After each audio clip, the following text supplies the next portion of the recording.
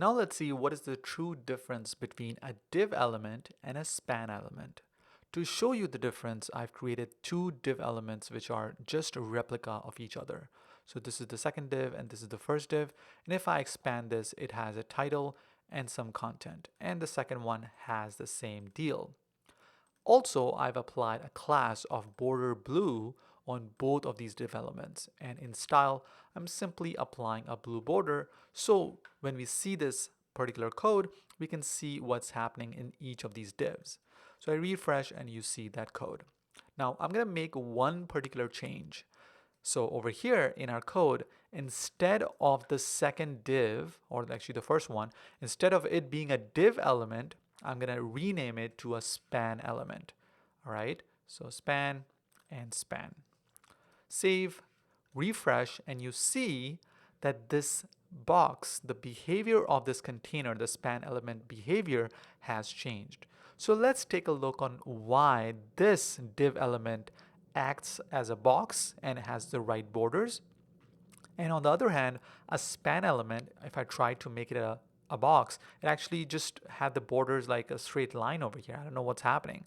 So let's right click over here and inspect and see what is the true difference. So I come over here and I select this span element, and these are the styles which are applied. Great. That's what's expected. I click on the div element over here and you see, yes, the same styles are applied of the border blue just so we can see it, but also their user agent style sheet is applying a display property with the value of block. Now, what is this display block property? All right, let's see a little bit further.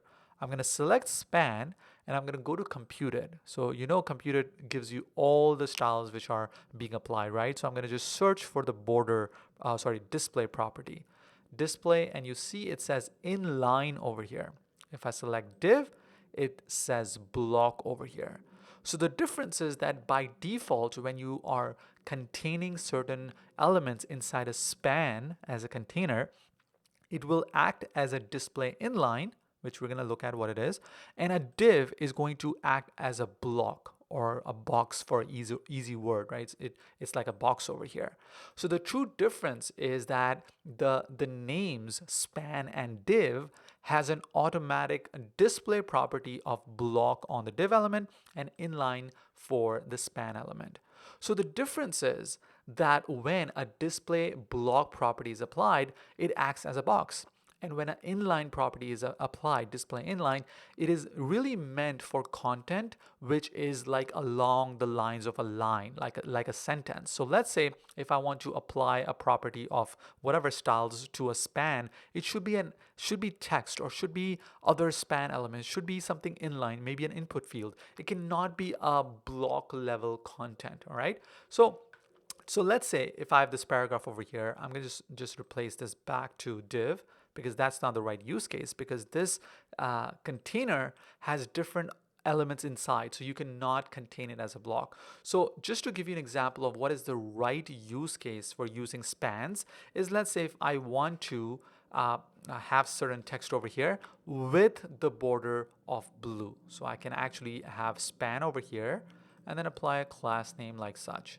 Save, refresh, and you see that this is the div element. I replaced it again, and this is the inline text which has that particular class applied. So the difference again is div is for making containers and boxes, and span is like having content wrapped in a line, inline. A very good article for that is actually, I'm going to link over here, is by dustwell.com, and they actually describe this in very good detail. So give it a read, and I'm going to talk to you in the next video where we're going to learn about one more property of display, which is called inline block, which is kind of a hybrid of block, inline, and it's in the middle of it. So I'm going to talk to you in the next video.